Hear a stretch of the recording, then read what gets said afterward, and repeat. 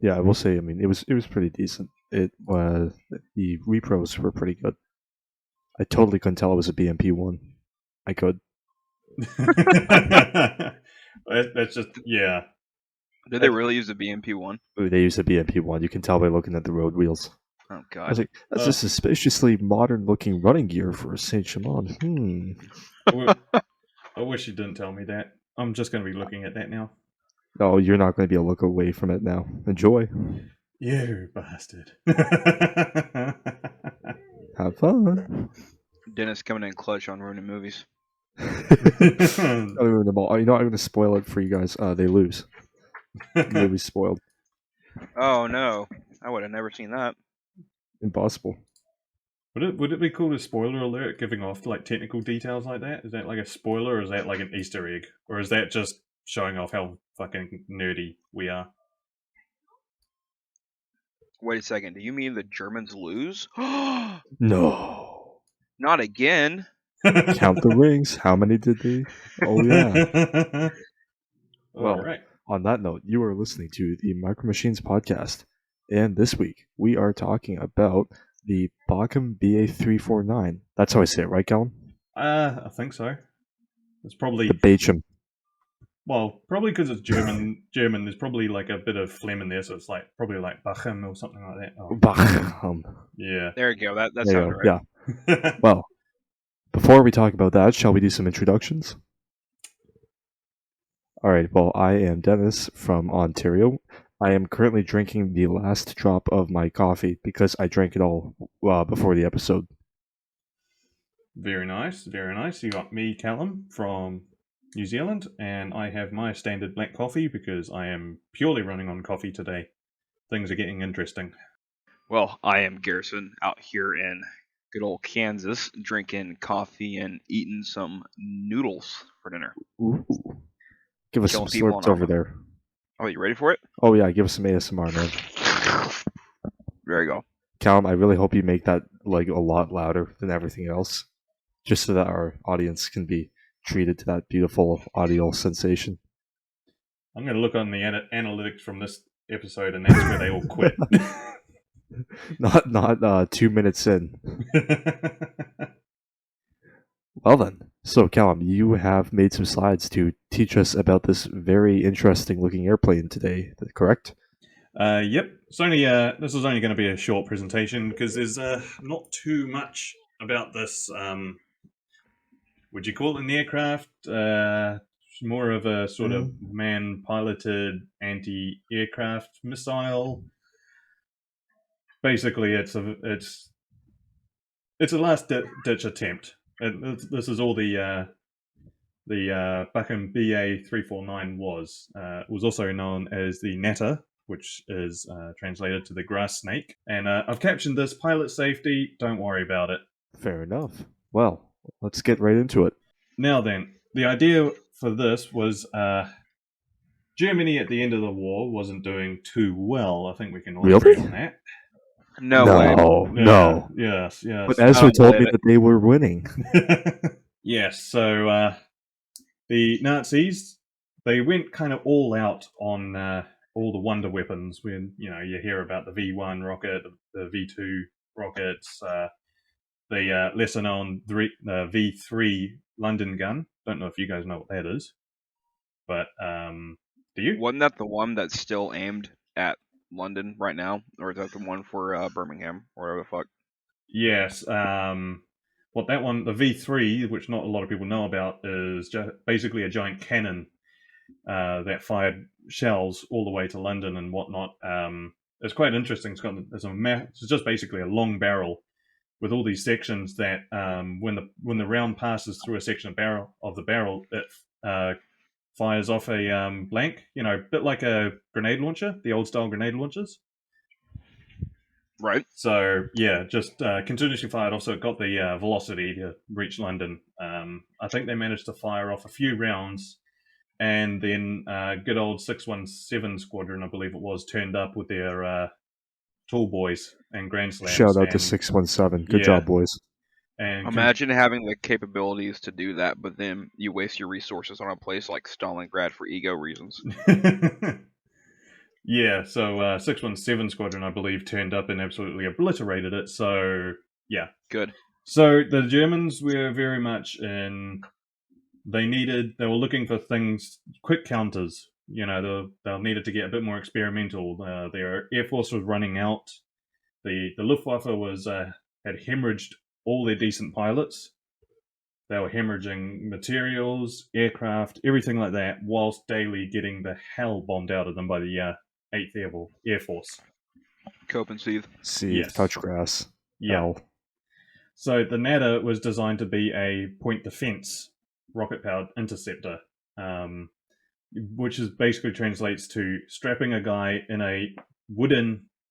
This thing was made out of wood, with 4 jet boosters on the outside, a ramjet, I think it's a rocket engine in the center, and then just firing them off at a bomber formation. So, correct me if I'm wrong, this is basically like where I work. We sell those wooden balsa kits for aircraft, right? Yep. And we sell those little rocket motors. Yep. So this is basically making one of those balsa kits and then shoving a rocket motor up in it and then seeing what happens. And then also strapping a 12-gauge shotgun on the front of it. So nothing bad could ever happen from this. This is God. a perfectly fine concept, yes. Oh, yeah, totally. Yeah. The Emperor will live forever. Yeah, so the whole idea of the Natter was that it had a vertical takeoff, hence the point defense, because they didn't have a lot of warning. There was, the 8th Army was daily bombing them, so they needed something that could take off in small clearings because they didn't have any runways anymore. They didn't have any airfields by the time this thing wasn't even accepted.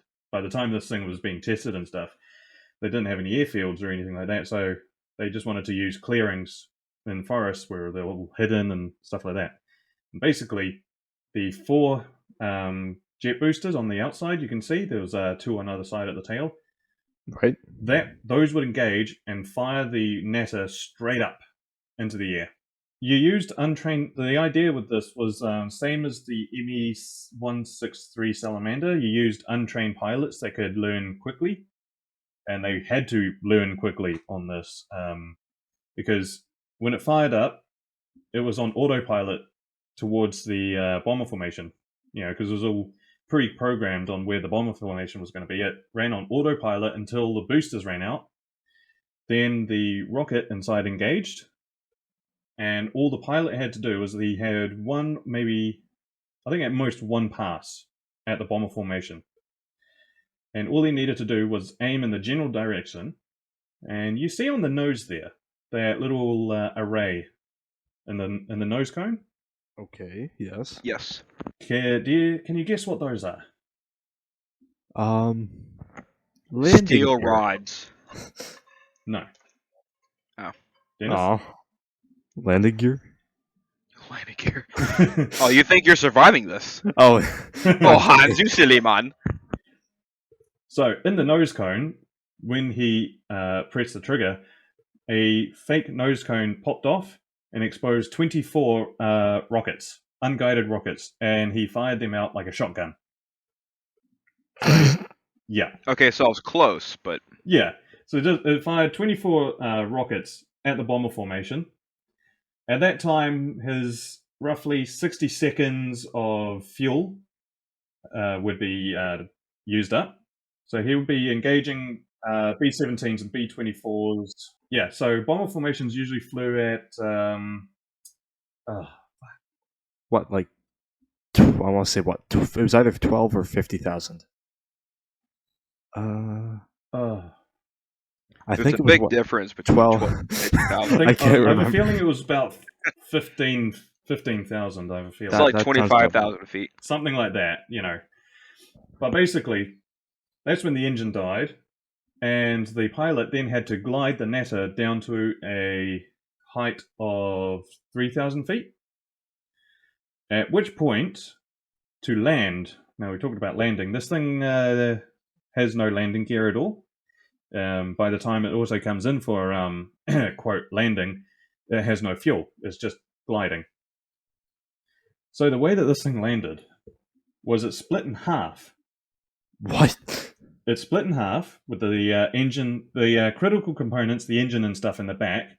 A parachute would deploy, split the entire aircraft in half.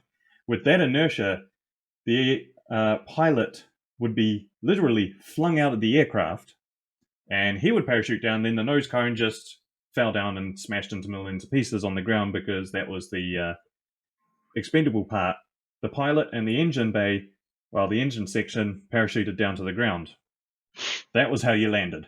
Imagine not knowing you're going to be catapulted to Mac Jesus out of this thing as you're landing. Just get fucking flung. Did the you know the pilot had to pull his chute, or was it automatic? I believe it was all automatic. It was all done by the inertia of when the parachute for the engines went off. We kind of just flung it all apart. Yeah. This is just getting better and better, especially for the pilot. Oh yeah. Yeah. So if we go on to the next slide. Yes. So yes, the primary reason for the Natter. This is the 8th Air Force. Yeah.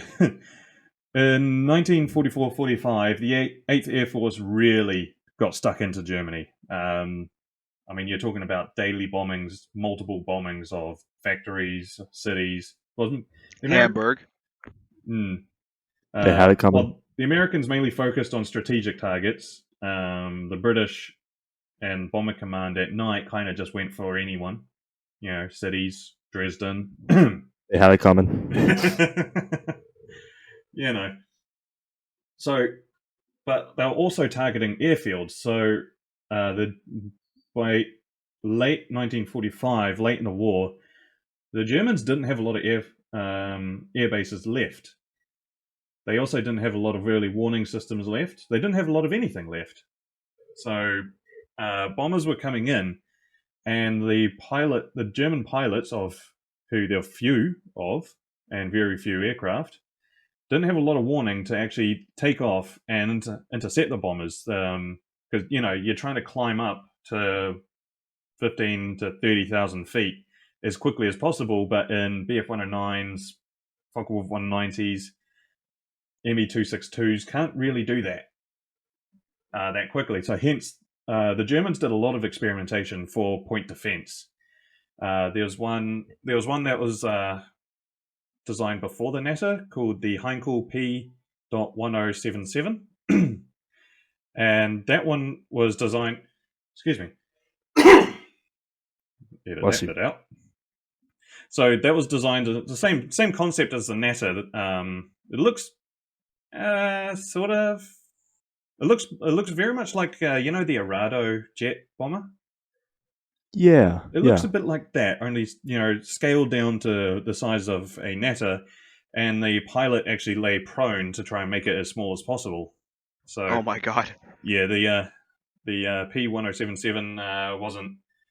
Yeah, it was one of the earlier designs.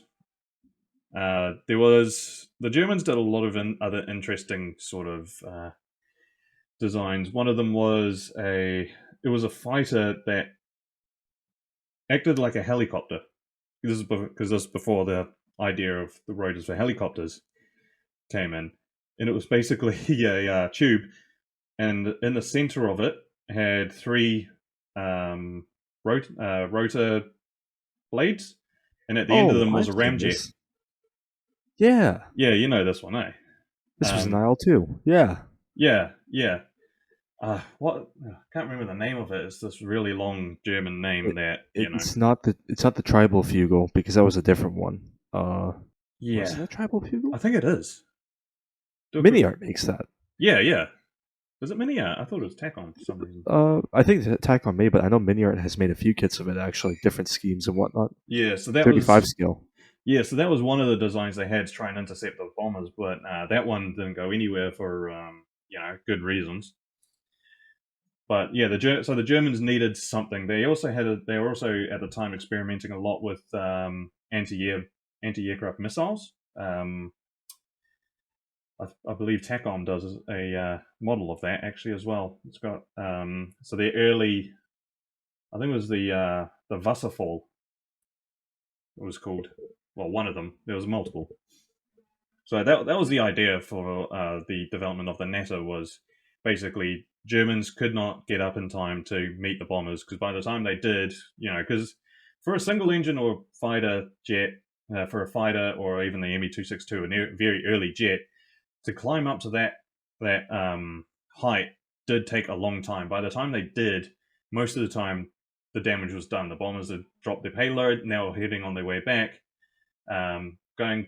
They were going a lot faster than the piston engines because they've suddenly let go of all their payload. They're nice and light, and they've already got the speed. Whereas the Germans are coming up, so they're coming up slower because you're gaining altitude. You lower your speed. So. You hear that, boys? Germans can't get up. So, of course, there was other point defense concepts as well around. We also had the Messerschmitt Me-163, which I won't say was successful, but I do believe it did shoot down some things. It wasn't as much a failure, let's put it that way. Yeah, I mean, it shot down at least 8 bombers, so, it did something. So that was the reason for the Natter. So, here's a diagram of construction. So, because late in the war, Germans didn't have a lot of materials, especially metal, because all their factories, foundries, everything being bombed to hell and back, or the Allies were pushing so far into Germany they were just liberating town. When they're in France and other countries they're liberating, don't think you can say that when they actually cross the Rhine, can you? I don't think it's liberation anymore. More payback. Suppose not. So, with all these German ideas, they didn't have a lot to do, so a lot of materials. So the primary thing was this was made out of wood because it was cheap, it was fast to build, and it was basically about 40% of the aircraft was one-time use only anyway. So, cheap material, that was just going to splinter itself on impact. So environmentally friendly. Oh yeah, I mean the Germans are way ahead on that environmental, So you can see it was powered by the HWK 109-509 rocket unit. This was a bi-fuel system, which means that it carried two components of the fuel that mixed in the engine, which created combustion. The Me-163 had the same thing, only that thing was lethal, to say the least. I believe if you listen to the Me-163 Comet episode for Lions Led by Donkeys, he goes into great detail about just how lethal the fuel is, the two-component fuel. I believe you couldn't have the components in trucks within 800 yards of each other because the vapors would set them off. So, oh my god. Yeah. Yeah, the Germans, wouldn't want to be anywhere near it. It's the forbidden Tamiya cement. Yeah, pretty much. So there were a few proposals. The main one for the weapons, the main being the R4M rockets. I believe it's R4M, otherwise it might be RAM. I'm forgetting how to read. I think it was a RAM actually.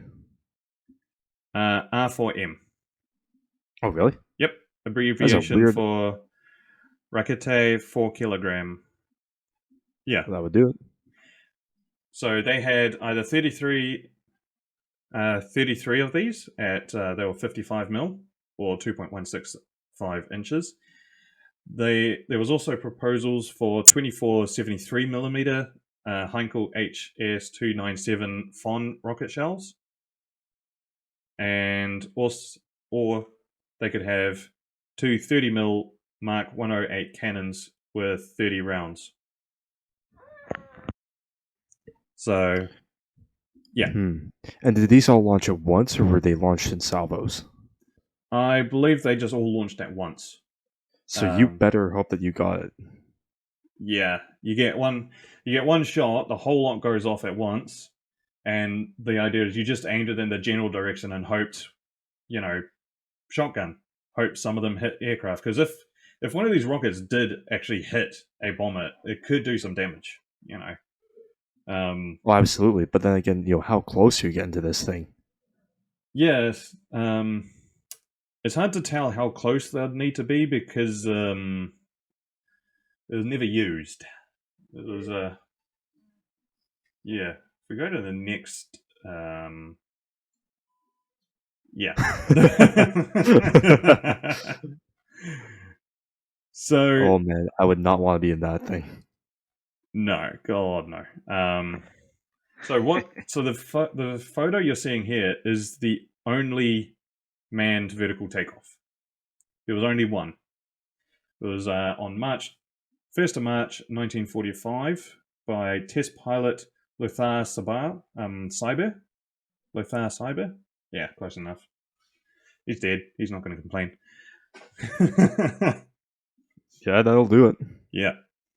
So when they were testing this, they needed to test a few things: the takeoff and the glide. So first, when they designed it, they wanted to test the glide properties first. So they initially towed the Natter behind an aircraft to test the gliding. They did find, however, that it was a bit unstable, purely because of the tow cable.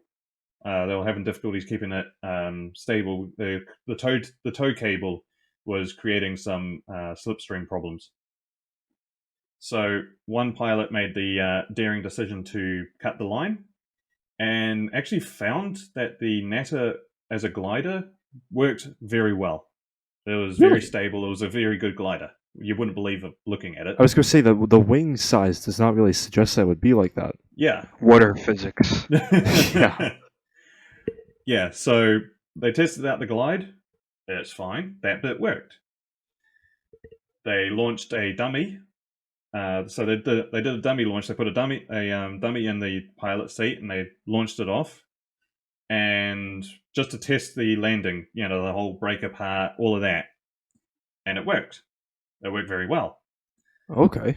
So then they got a test pilot in. He volunteered to do the one and only manned flight. What an idiot. Yeah. Yeah. Can you guess why there was only one manned flight?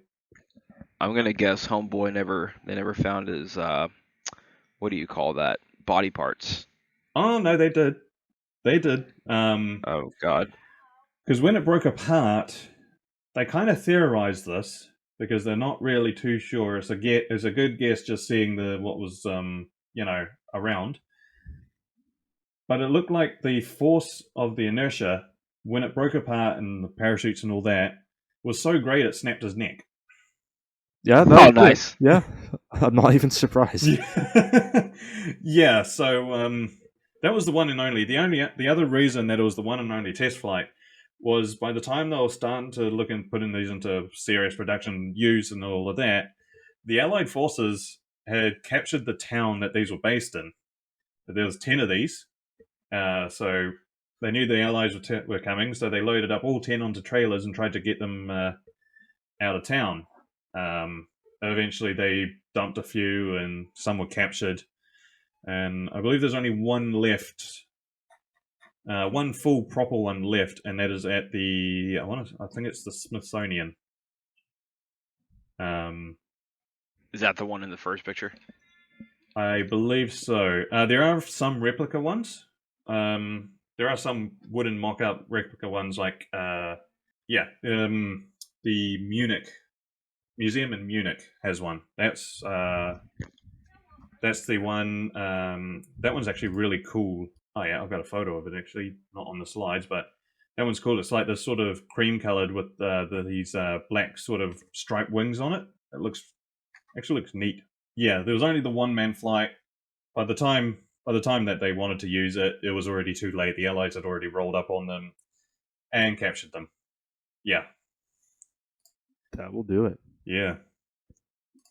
So this is only a small presentation on this one because again, there's not a lot to this, but I think it's just as a concept for an aircraft, it's very interesting, like the idea of it, and I think it's cool. And there are a couple of models of it that you can make. The one on the left, the 1/72 scale Bren gun, I have that one. I've built that one. It's really neat. It's a really neat kit, actually. You can literally do the whole thing in a day. It even has photo etch seatbelts. How are brain gun kits in general, do you find?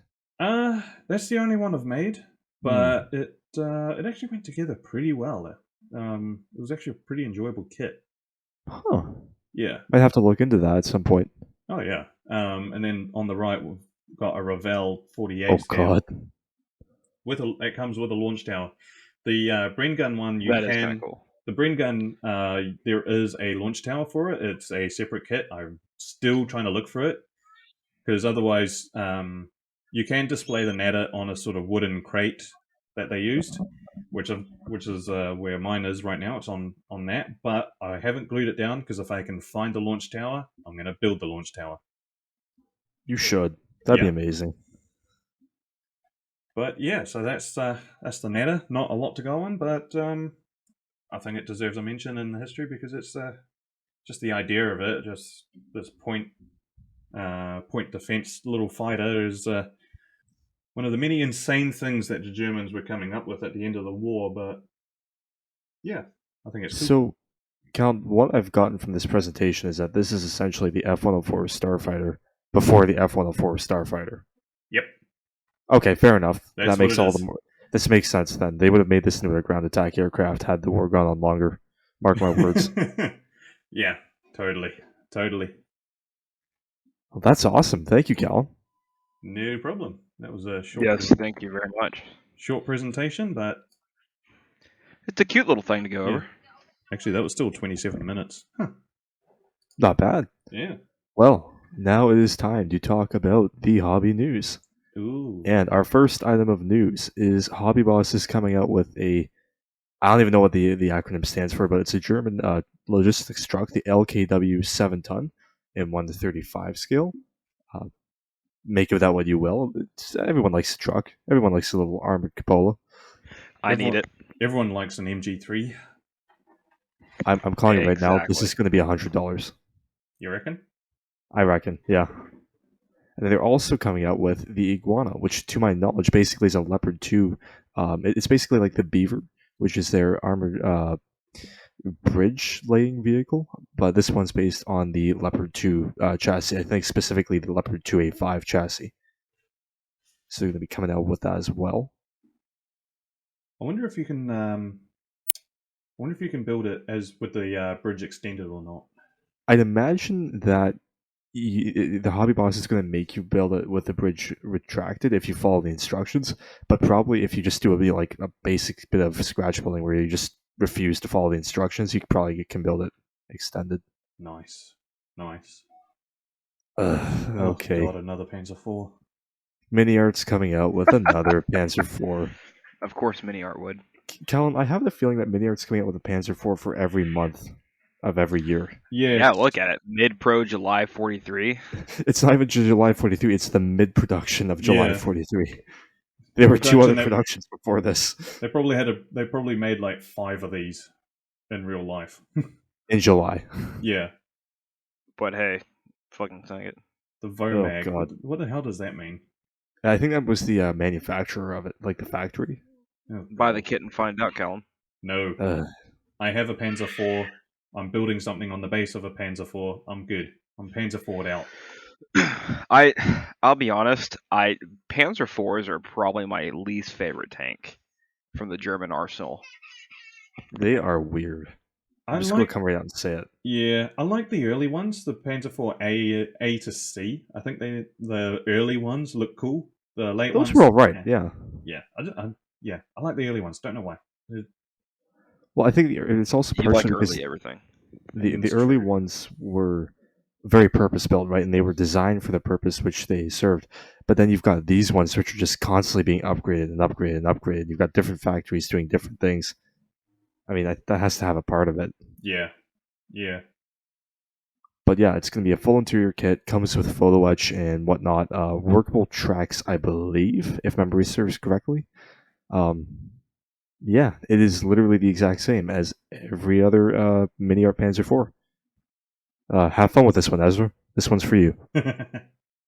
So, in more interesting news, I'd argue, so we're all aware that TACOM made some waves in the past couple of weeks because they announced their 1:35 scale Apache, right?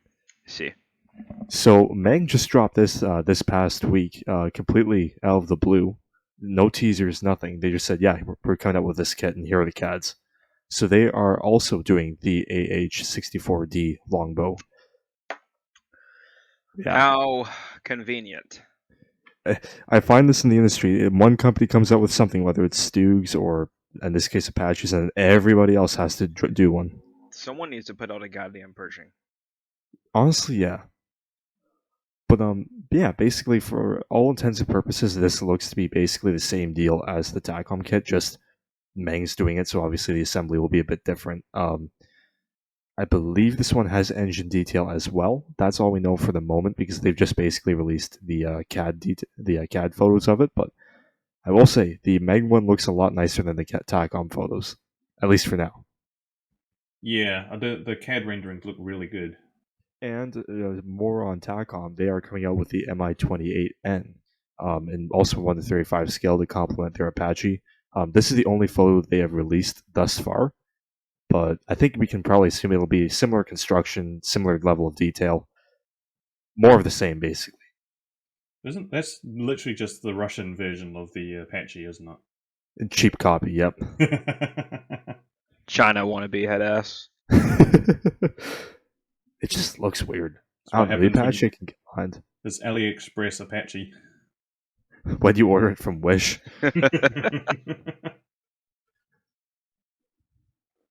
Do we even talk about this one, guys? Ugh. Hey, to be fair, it is a full interior. That is kind of cool. Do we even talk about I don't want to necessarily give all the wearables anything more to salivate over. We'll just say RFM models, Tiger 1, enough. They give you Zimmerit. All right. Anyways, moving on. So Italeri comes out with a new kit every month, and this is their Semovante. I think it's SA75. I want it. But this is their basically. So this is a kit. Most of the parts are from the 1970s kit. I believe 1974 mold. They've made a couple of these already. I actually have the short barrel version of this in the stash. It comes with a basic interior. It'll come with a figure. It also has a nice metal barrel here and some photo etch. You guys want to know what else it has? What?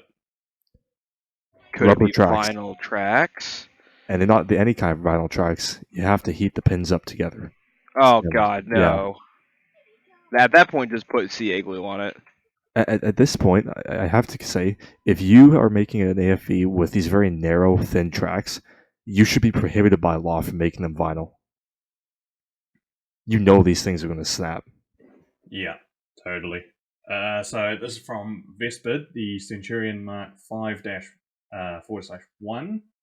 This is the Royal Australian Armoured Corps Vietnam Centurion.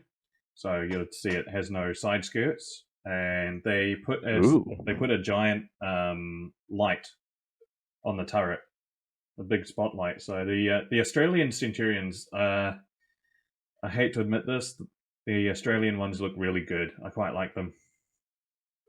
Oh, heaven forbid a country you don't like do something you like. Bastards. I like the cooling fins on the fume extractor. It's very 1990s PC of them. Yeah. So this is going to be in 72nd scale. So Oh, what the fuck? So Vespid models, they're the ones who did the. What else have they done? They've done the Comet in 72 scale. I think that's probably what they're best known for, but they've also done the Panther G in 72 scale, and they've done a bunch of What If Panthers, so things like the Black Panther and whatnot. Yeah. And that's all 172. Yeah, that's right. What else? What's next? Ooh.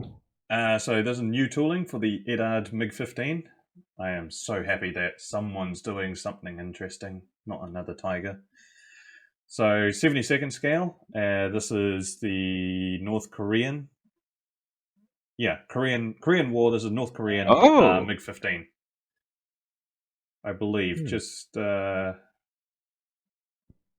MiG-15. The MiG-15's always been a very interesting looking aircraft. Yeah. See, all we need is the Yak jet fighters. Yeah. You think Edard will ever do that? I can only hope. Come on, Edard. I know you guys are listening to this. Make us happy. Yeah. Actually, make Callum happy. Please. Oh god. Then there's this thing. This is from Dragon, the T-34-747R. So it's basically for listeners. You take a T-34, you take the top off it, you take the turret off, and then you drop a 88 Flak 36 on top of it as is, and that's all it is. Yeah, they haven't done anything to change the Flag 36. They just put it on. Literally nothing. Wow, this looks like How it is going to revolutionary. be.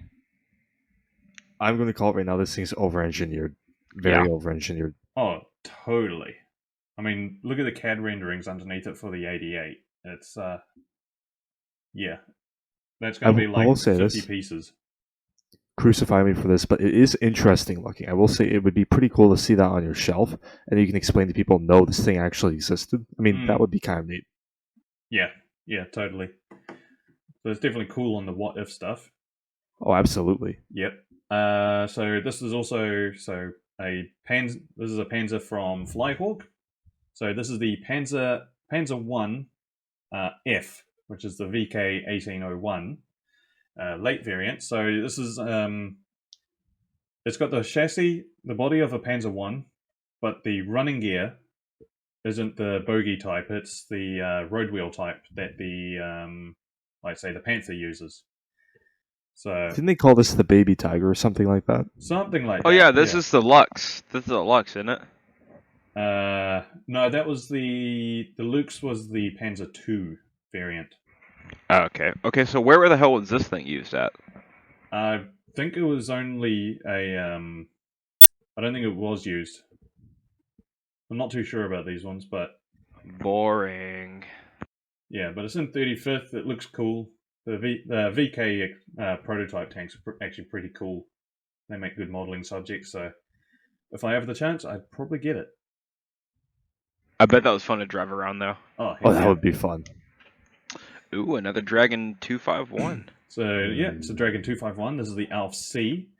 So, this is the Pioneer Panzer Wagon. So, it's got the bridge laying. And this one is the variant that has the 37mm cannon on the front. Same as the, is it the Command 251 that's got that? The 37? I know the one you're talking about. We actually have one at the museum not far from my house. Yeah. Yeah. It was basically Command 251 and then chuck bridge and then force that together with a Pioneer 251, and that's what you've got. So, and this one's going to have their easy tracks, eh? The ND links. Yep. By the looks of it, isn't it? Yes, they are easy. I think it looks cool. I wouldn't want this one would actually be. I love the Dragon 251. They do really good on those. Greg, would you say it's worth getting? Just from I haven't built mine yet. I've looked extensively at the detail. If it's about the same, which they seem to be, then yes, I would definitely get it. I mean, hell, it's a Pioneer. You don't see a lot of Pioneer German subjects either, so it's nice. Not too many, no. Well, that was the hobby news. And now let's move on to what have we been working on this week, guys? All right, so yes, I've got 2 slides. Now I know where you live. Yes.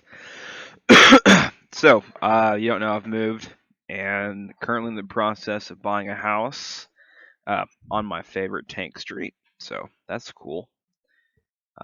Just some shots of the inside a little bit, minus the basement and bedrooms. But yeah, some 1-to-1 scale modeling. Hopefully being there in a couple weeks and be back to actually modeling. That would be nice. And then today was the grand opening of Hobbytown Wichita. So went there and have fun with this one, Callum. Yeah, definitely. Okay. I'll restart that.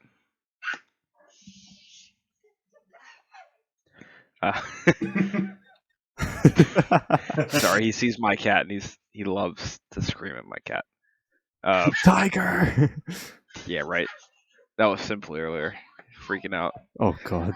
I had to listen to Owen every day when all the armor guys come in on the weekends, right? So every time someone said the word tiger, he comes around the corner and starts talking about it, and I'm just like, go back to wherever hole you came out of.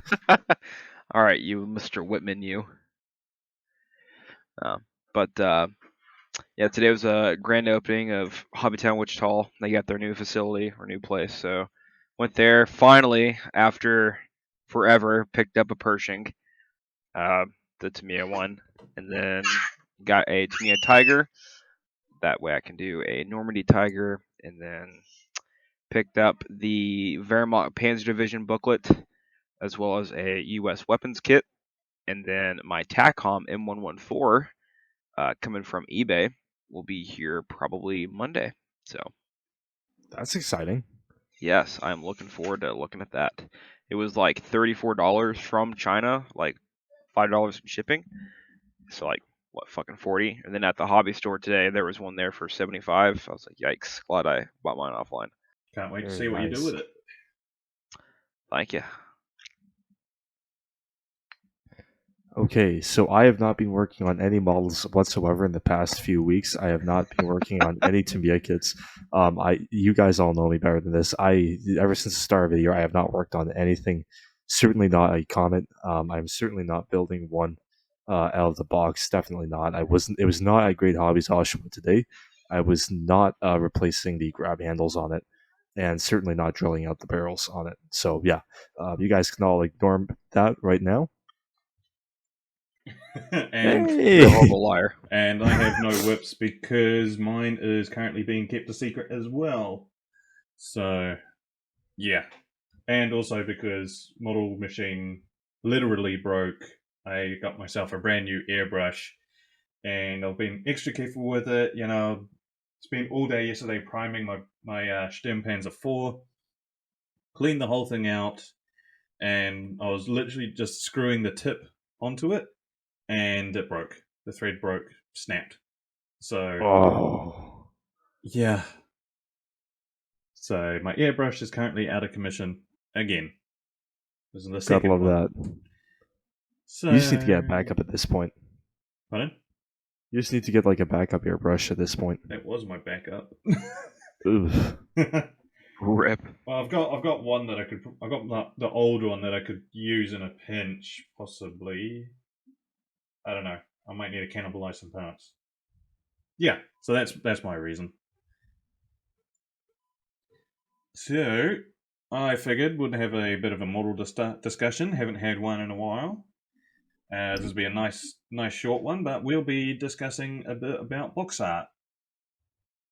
Talking about our favorite ones and well, why we have them. I've got a confession to make, guys. Yes. Send it. Half the time when I buy a kit, I'm not even thinking about what it'll build into. I'm just looking at the box art. I definitely judge boxes by their cover. Well, that's the whole point. I've been sold. Yeah. So Oh god. you don't see a lot of advertising for model kits in normal media, you know, TV or anything like that. So kits had to rely on box art to draw you in to buy it. Now, back in ye old day, a lot of box arts, you see, they're all different companies, but they're all got a very similar theme to them. Can you guess what that theme is? The color yellow. Yeah, I was So- about to say. The primary colors are red, blue, and yellow. Now, they use this in different combinations to draw you in. And the whole idea of box art is they create these great scenes, which gives you inspiration. And you see something like, say, the JS3 there. You know, it's in a big battle scene, or the Patton, or Thunderbolt taking off. That's the idea of box art is to create that sort of excitement of like, it looks cool. You want to try and recreate that. You want to be into that. And they use the primary colors red, blue, and yellow to draw you in. They're the most effective at showing. So multiple companies use these in a variety of different ways to draw you in. So these colors, like very common, you just see yellow skies or full blue skies with, and everything else is red and yellow and stuff like that. It's the original way of marketing. You see, the problem with this, Callum, is that, especially like that Stalin tank there, I look at that and I think of a single wide trailer home that a chain smoker has lived in, who once had white walls, but that is now the color of their walls. So I can smell the color of that wall, and it draws me away from it. So Atlantis, you failed. I just want to point out with that JS3, I love that they say box top artwork suitable for framing. That is a bold claim. They are willing to die on that hill, and That I'm going to is- make them yeah. do so. I mean, I'd still keep it just because it's like old, but that's just me. I keep all the box arts that I have. I just have them in a folder. If you're buying the Atlantis kits, you've got a problem. Says the guy who has I was bought about all to the say, Atlantis kits. didn't you buy the Atlantis and then use a wooden dowel as the barrel? Hey, you gotta do what you gotta do when people lack, okay? That is the most 1950s modeling solution I've ever heard. I just like Hey, to, it worked though. It I did just- work, yes. I just like to point out I literally have a Lindbergh aircraft in my collection, so my standards are low. You like her Yeah, and yourself. That's what the only conclusion I can come to. They're like what? Emo head ass. You just like hurting yourself with these kits, man.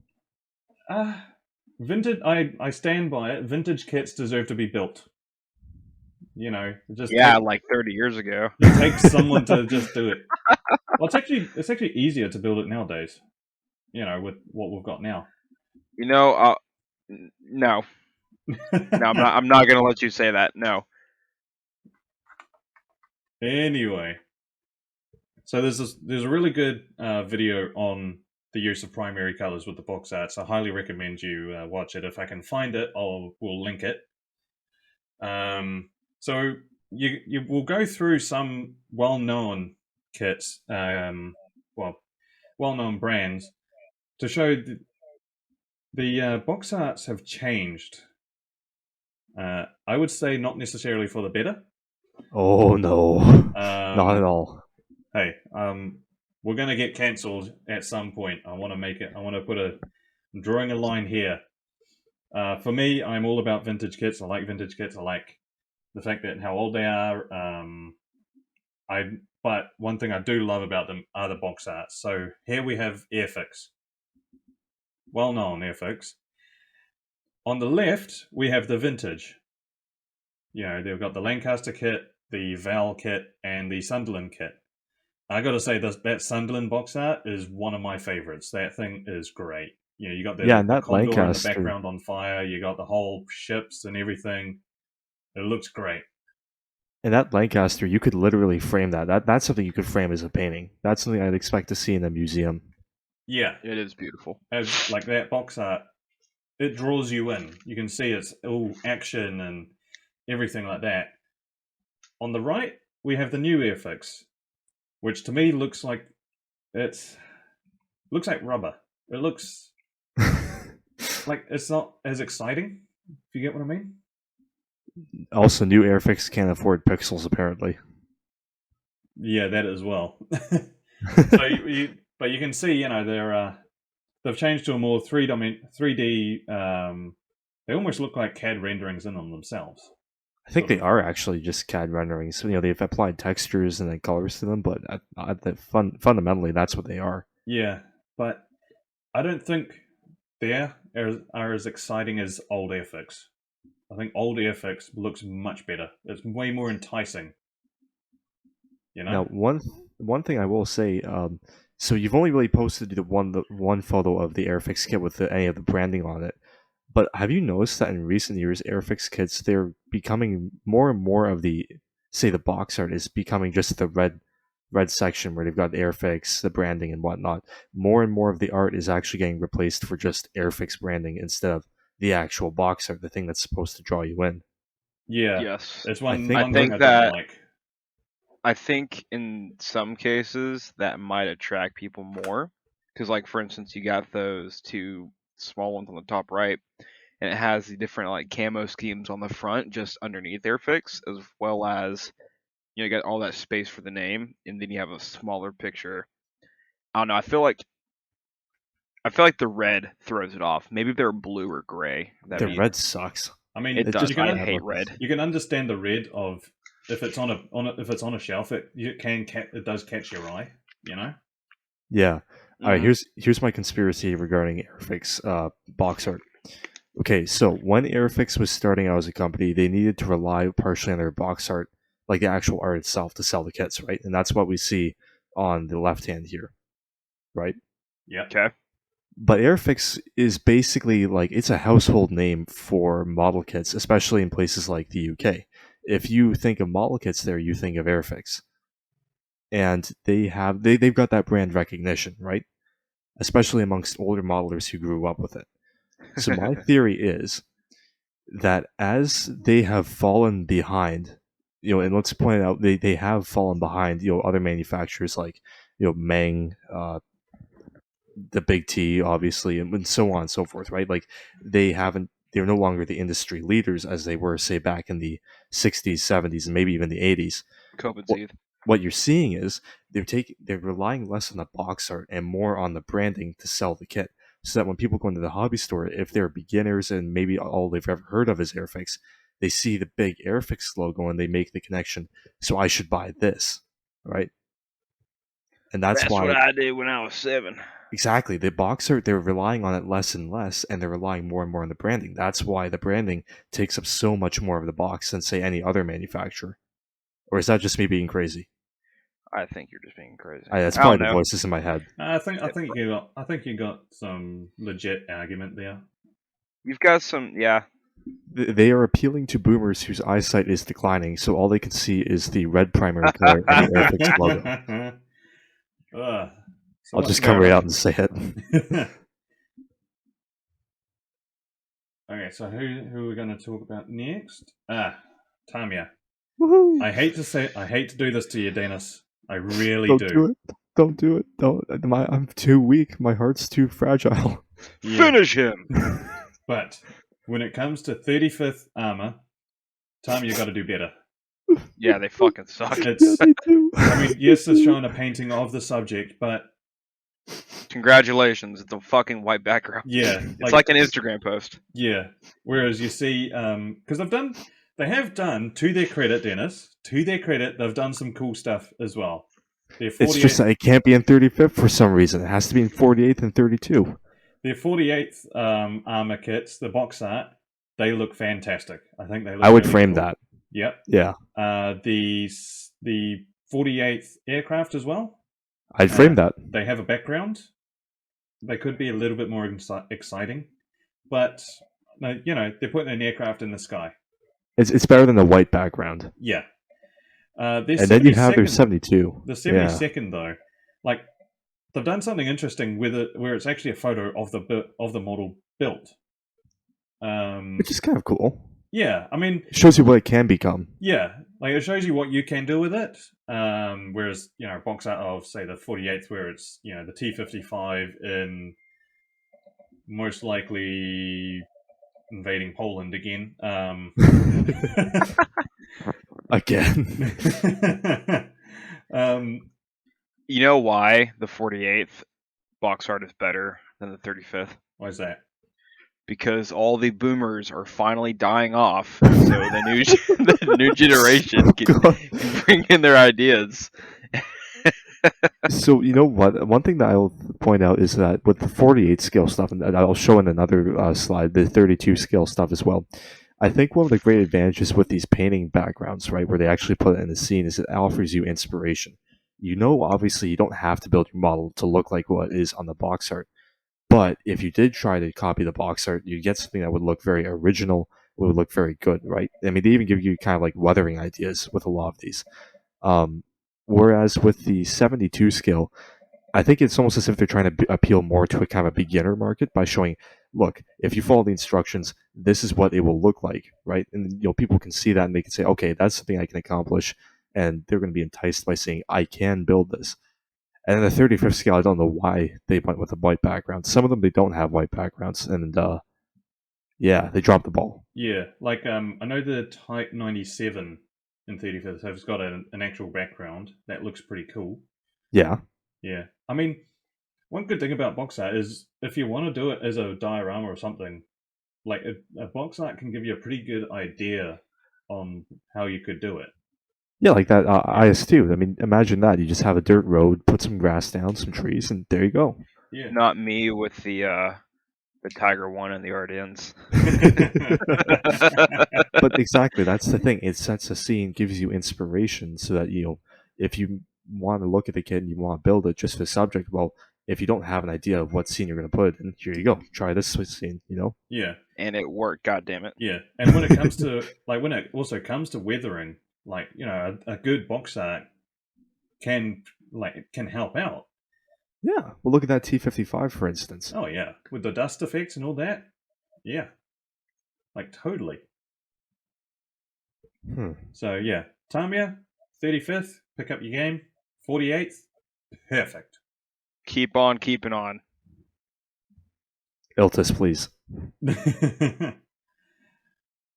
Oh yes. So, one of my favorites, one of my favorite brands in general, Tacom. Tacom's not that old, is it? No, it's fairly new. Yeah. That's why it's all good. Yeah, I got to say they got their box arts on point. The They do. The SMK one's probably my favorite. I actually used that box art for when I was doing the whitewash and weathering on my one. It's that good. Well, again, you can use it as a reference. Yeah, I literally did. Damn good reference. Yeah, it really is. But just the scenes that they put them in, like the T-29 with the explosion, the flak panzers. The Saint Chamond one looks amazing as well. I love that one. Even the Yag Tiger, I will say, that's just a nice looking painting. Yeah. It's got this weird, like, it's not ultra realistic. It's not like photorealistic, but it's also not like stylized either. Yeah. It's good. Yeah. I think Tacom really went on point with their artist, whoever it is. Oh, I know that. So the artist for Tacom, and I believe he does some other work for like companies like Porter Models as well, is Jason Wong. I believe he's based out of Hong Kong. He does some amazing stuff. You can find him on Twitter if you just look up like Jason Wong Studio. He's basically the Chinese. He's the Chinese artist for all this. Free my man. He didn't do anything wrong. But yeah, Porter Model, Tacom, Suyata, all these kind of I'm going to call them new age Chinese manufacturers. They use Jason Wong for the most part to do their box art, and that's why they all look somewhat similar stylistically. About to say, I don't blame him though. Like he does No, amazing he's great. work. He does amazing work. Yeah, he gets details on all the vehicles right. He gets the environments really well. Like Homeboy does his research and damn good. Shout out to Jason. You know what I reckon they should? You know what I reckon they should do? Make it in all the kits, they should have like, they should have a poster of the box art as well. Yes, without the writing and stuff, just in like as an A3 poster or something. Just have the entire picture that you can hang up. Absolutely, that would be awesome. If they added that with the kit, like I'd be so happy. See, if they did that, they could charge like an extra $10, and I would happily pay for it, no problem. Oh yeah, dude, definitely. Absolutely. Tacom, I mean, if you're listening, some money to be made. Cash dollar bills, yo. Garrison, imagine your basement workbench surrounded by posters of these. I need to make more money so I can get more Tacom kits. Tacom, send our man's free kits, please, with posters. Hey, yo. Do what Dennis said. So this one's interesting. So Revell, we all know, has been around for a long time. So sadly, they've gone through a change similar to Airfix. So they've got the original, the vintage ones all hand painted, and like that Stuka looks really cool. And then they've gone for the more three-dimensional effect on their latest kits, which again, I'm not a fan. Me personally, I'm not a fan of the 3D look. I much prefer the painted. Yeah, like the B26 you got there. That painted look just looks much better. Oh, you got the flat coming up, the seashore down there. Yeah, it's a lot better than that fucking 3D shit. But I also just like the style more. For me, that's just a personal thing for me. Is I just like that painted style. Yeah, so it's like something you'd see in a book. Yeah, absolutely. Yeah. And you can see, there's more emphasis with the vintage stuff of less brand, more picture, whereas the new stuff is has gone more brand, less picture. Buy me. Yeah, basically. Come on, you filthy boomer. You know you loved me when you were a kid. Although I really wouldn't mind having that BF 109 G2 as in 32nd. Sue me. It's Revell, but I'll buy Hey, sue that man. it. Get them. But yeah, so we're just picking a select few. I think we've got one more to just have a quick study on. And now this one is a classic example of what a box art can be and what they've turned it into. So yes. Throwing mad shade. So on the left here, this is the 32nd scale Focke-Wulf 190. It's an old kit. The box art is absolutely on point, stunning. You got the Heinkel HE11, you got the FW 190 in the foreground, you got Spitfires in the back, you got absolute chaos in the skies. It's a great box art. And then you have heaven itself. See, I knew I was going to ruin my point putting a Japanese aircraft on there. Japan rule the waves in the sky, baby. Except they don't. So Go and see it. So you can see on the right there, you got the Mitsubishi T2. It's beautiful. I mean, the It's plane lovely. looks great, but they could have done a bit more. You know what? I'm going to respectfully disagree with you here because I think it's about what they're trying to show the plane doing. That's an experimental plane. They're showing it shooting into space. Like that's futuristic. That's space age. They're trying to show, make some sort of connotation with the aircraft, just screaming through that sound barrier on its way to the stratosphere. It's just a different scene they're setting. Lazy artwork. Fine, you win. I will say though, at least nice. they've gone the opposite of Airfix and Revell. Their brand has gotten smaller, so this is good. Yes, they get points on that. I will say, have you guys seen the modern Hasegawa artwork? Anytime they're doing a kit which is basically special edition, which usually means it's the same kit, but it's coming with different decals, they don't even use box art. They just use a photograph of the aircraft. What kind of kit is it? The Hasegawa, what do you call it? Any of them. So, like any kind of kit where Hasegawa is re-releasing a kit with different decals. When I would use the example here of American, like U.S. Navy F-18s, for instance, they don't use box art. They just use a picture of the actual aircraft. False. The V-22 is box art. I'm saying in general. See the F4 EJ Phantoms.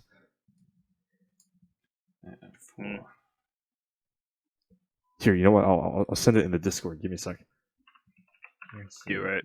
I'll show you what I'm talking about. F4 EJ.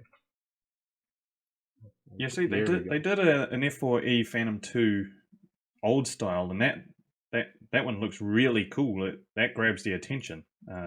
Let's see what you put down. Their old box art is really good. All right, I just sent you guys kind of an example of what I'm talking about here. Yeah. So for the limited edition kits, instead of redoing all the box art for a limited edition kit, they just use the photograph. It's a nice photo. Don't get me wrong, but I kind of fuck with it. They do go hard. Yeah. But yeah. So that's Hasegawa. Was that the last one? Yes. I think that was our last one. Yes. I think so. We are going to go through our personal favorites that we've found. Yes. Who's this one? Okay. Mine. Go for it. Okay. So, I love box art where it's showing either.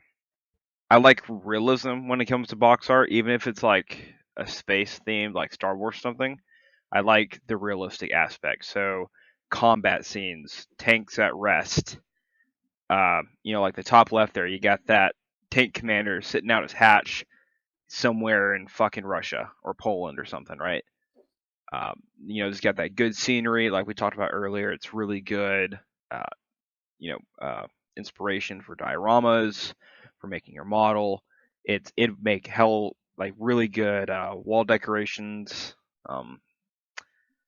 Yeah, and then what was it? That monogram down there on the left, Dennis? You said was they used to make dioramas and make that their box art. Yeah, so there was that was Shep Payne's work. Yeah, that's so right. Shep Shep Payne, yeah. when Shep Payne was sort of like the kind of like the night shift of his day. This is going back to the 70s, I want to say. He was considered one of the preeminent diorama guys. So what Monogram would do is whenever they came out with a new tank kit, they would send it to him. He would build it into a diorama, and they would use that as their box art. Which is sort of like what Tamiya is doing with their 1:72 scale aircraft, where they're showing something already built rather than art per se. Yeah, I will say I like that. Like, if in a sense, I'm just gonna say I like it. It's really good. I like the idea of showing a diorama with that kit put into it as the box art, and then stuff like Trumpeter over there throwing some shade at Russia. Love that. It's such a small detail. Yes, but a very much appreciated one. Oh God. You got stuff like the Dragon 251 right there. That's taken from an actual picture. Like if you look at the picture and then that box art, the only difference is the 251's destroyed and the back hatches are open and there's Americans standing around it. They've got the church steeple, the Stug, the other buildings in the backdrop, the smoke going off. Like, I think that's really cool. They took that historical picture from the battle and recreated it moments before, that battle stopped. So I think stuff like that's cool. The Tigers up there at rest. The 262 flying past that P-51. It was really cool stuff. Those aren't P-51s. Oh, I can't tell. It's really small. Those are Hawker Tempests. I can't tell. I'm sorry. It's fucking small. They're P-51s, Callum. No, they're not. Yeah, they are. No, they're not. They are the RAF P-51s with the chin intake. Haven't you heard of them? I'm gonna send you a picture of my screen, and then you can sue me. Oh, okay. Yeah, okay. Yeah, I feel like an idiot now. Sorry to call you out. No, it's fine. It's Nah, he was right. It's a P-51. I don't know what you're talking about, Cal. Yeah, it's a P-51F. Okay, all those in favor of being a P-51, say aye. Aye. All those who are going to edit this to make it sound like I won, say aye. Ultimate power. That's what socialists do. Yeah, that and bike lanes. Oh God. Alrighty. So these are just this. I wonder whose this is. It's Callum's, obviously. Look at all those primary colors. It must be XOXO, Dennis. XOXO. Thank you. So yeah, this is just a little mood board of some of my favorite styles in the box art category. My personal favorite is unironic, unsurprisingly, Tamiya. I really like their 1:350 scale and 1:32 scale box art. Probably my favorite piece of box art is. It's hard to say. It's either the F4U1A Corsair here, or the I400. I've got the I400 kit actually in my stash. I've saved a box of it. It's an interesting scene. Like, I just like how it's got so much depth to it. It's sort of like the older style ones, but with modern elements. Definitely my favorite artist is Masami Onishi. He was the big guy at Tamiya for doing all of these like actual paintings rather than the just the white backgrounds. Jason Wong, again, this is the new Border Models Lancaster nose kit, and again, Jason Wong, he's probably one of the best modern artists for box art. Again, very much like that Focke-Wulf 190 box art that Callum showed. And I also, in regards to cars, I'm okay with it when a car kit has just the actual thing on the cover. That's definitely the reason why I like this Aoshima box art. It's because of the car. Right on. I mean, it definitely grabs the attention as well, doesn't it? Aoshima, they're cheeky little buggers. I like them. They got sass. I gotta say that Lancaster one. I'm only confused by the setting, but that's the only criticism. I'm confused by the damn kit itself. Like, why would you make just a nose? I mean, I know it's a huge fucking thing as it is, but like, Okay, here's the reason. You want to know how much that Lancaster kit retails for here in Canada on average? huh? $1,000. It's 1,500 over here. Yep. Yep, that shit's If, expensive. so if you could have the nose with the full interior for like $100, Can't make a diorama out of that, Dennis. actually you can, because what if you did it? What if you did a factory scene? Because they would assemble the entire nose and then attach it to the rest of the fuselage, and you could put it on a dolly or something like that. Okay, yeah, you're gonna put a whole Lancaster nose on a dolly, Yeah, why not? They did that. a handheld dolly. Yeah, you know Like what? I would No. use. No, like a fucking dolly that's suspended from the fucking ceiling. Hold on, Okay. I'm going to send you a photo of what I'm talking about. No, this is actually how they would do it. So you could easily make an interesting full interior diorama. I'm going to drop it in podcast planning. Do it. See what I'm talking about? So you could create some sort of scene where you've got workbenches and whatnot. You could easily show off the full interior. Oh, okay. Oh, that'd be Okay, so fair cool. enough. Yeah. Fair enough. Maybe that is actually what they're going for here. Maybe they want people to make stuff like that. Otherwise, it's kind of weird. I will agree. Yeah. I mean, again, also, the interior of, say, the nose of a Lancaster is highly, highly detailed. At 32nd scale, you'll be able to see into it and see a lot of detail. So, like, can you imagine how many parts that would be just to make all of that? Like the turret, the bombardier station, all of that? No, I cannot. There will be more parts in that nose than there will be in most tank kits. Yeah. Absolutely. Well, maybe yeah. Well, maybe they shouldn't then. Yeah, maybe they just shouldn't, okay? If I can't have it, no one can. I think a big attraction here, because HK Models also did this when they did their 32 scale Lancaster. One of the ideas is because Lancasters had such really interesting nose art, you could also just build the nose to show off the nose art. I mean, Oh, this yeah. one here is the Phantom of the Ruhr. That's pretty interesting. Right. I could see that, I guess. I guess. I'll give it to him. They hated him because he said the truth. And so this is for me. So the two Airfix ones are my absolute favorite. You got the Douglas Dakota and the Dornier DO17.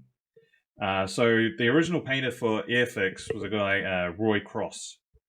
He did all of these, all the old Airfix. So the Airfix, the vintage Airfix are my favorite of all time. They're my favorite box arts. They've just got so much in them. They're so well painted. Like the Dakota one, where you've got how many aircraft in the background deploying how many paratroopers all at the same time. It's a great scene. And then with the Dornier, you've got some interesting aircraft in it because they're clearly showing very early war because you've got the Polish PZ-11 aircraft attacking the Dorniers. So that's very, very early in Second World War, and it's a great, great bit of artwork. I really like that. They actually released a book. Airfix released a book of just their box arts done by Roy Cross. I really want it, but that thing is about $100 over here, possibly more. Get it anyways. Yeah, I was gonna say, when would that ever stop you? Yeah. Who needs a mortgage? Yeah. So then also my favorites are like the Tac-On Flak Panzer 5, the Kugelblitz. That's a really good scene because it's clearly in Berlin. You've got, it's in some rubble in a town. You got a soldier in the background. It's a very good action scene. I think Ezra would agree. Yeah. I like it too. And I like then- that.